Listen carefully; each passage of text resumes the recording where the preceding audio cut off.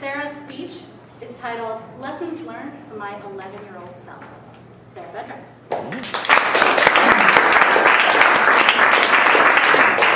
Thank you, contest chair, fellow Toastmasters, guests, and anyone who's been paralyzed by fear. I was 9 years old, sitting on my dock in Maine, next to my father, when he said to me the words that I've been waiting forever to hear. Sarah, you think you're ready to try water skiing? Now, in my family, water skiing wasn't just an activity during the summer. This was something that we were innately born to do. My older brothers, all three of them skied. My father skied. Both my grandparents skied, which might be the reason for my really strong legs and my flat and huge ski-like feet. Now, of course, I was so excited, but I looked at my dad and I said, calmly, I said, "You betcha, Dad." He took us immediately to the local MVP in Maine, and we walked quickly through the door to the back where all the sporting equipment was and showed me the whole rack of skis. And he said, "Sarah, pick whatever set of skis you like." And I quickly ran up to all of them and I looked, scanned them all. Not the pink ones, they're too girly. Not the blue ones, they're too boyish. And then I saw them, these bright 90s neon yellow skis. They were perfect. They matched my Snoopy rod back at home.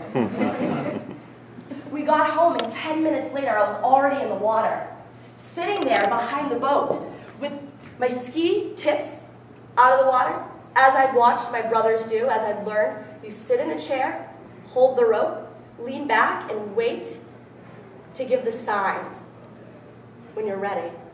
So I waited for the last wake to go over, and I screamed, "Hit it!" And we took off. Now, if you've ever skied before, there's 1 to 2 seconds where you realize either you're getting up or you're not going anywhere. And for me, my first time, everybody had said, "You're so young and thin and light, you'll pop right out." No, not the case for me. I went straight underwater. Now my parents, the ski pros they were, you'd think they'd know not to tie my skis to the boat. That is an amateur move because when you let go of the rope, nothing happens.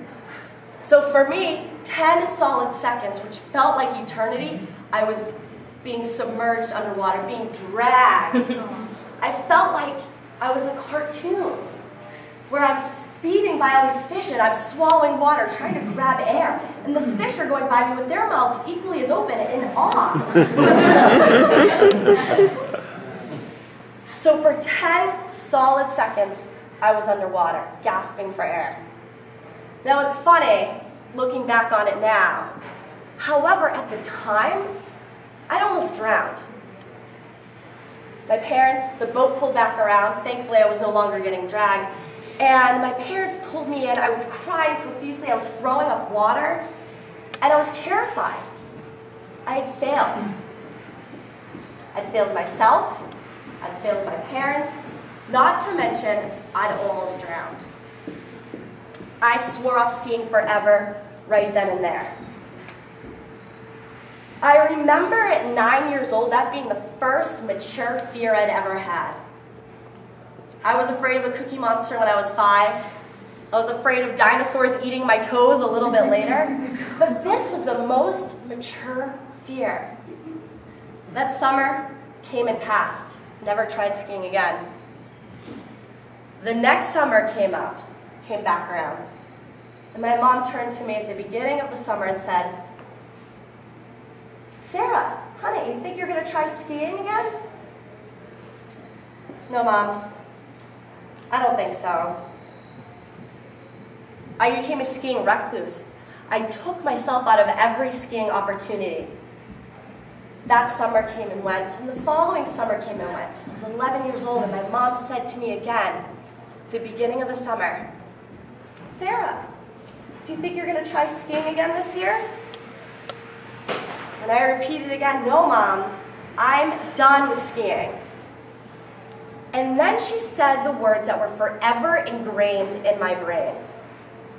Sarah, honey, you have never been one to let fear or failure stop you.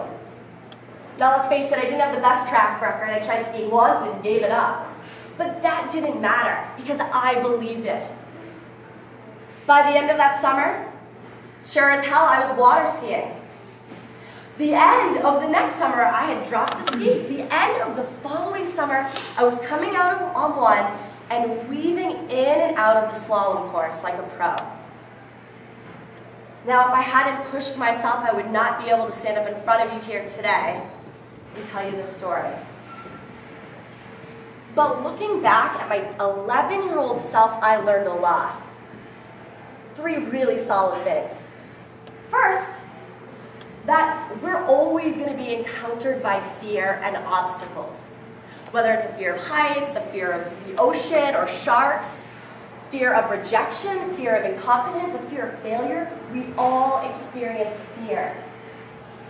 And it's completely natural. Which segues nicely into the second thing that I learned. While fear is natural, we should never let it dictate who we are and who we can become. Because when we do not challenge and face our fears, we do not stay stagnant, we take a step back. Because we are cheating ourselves of our future, better version.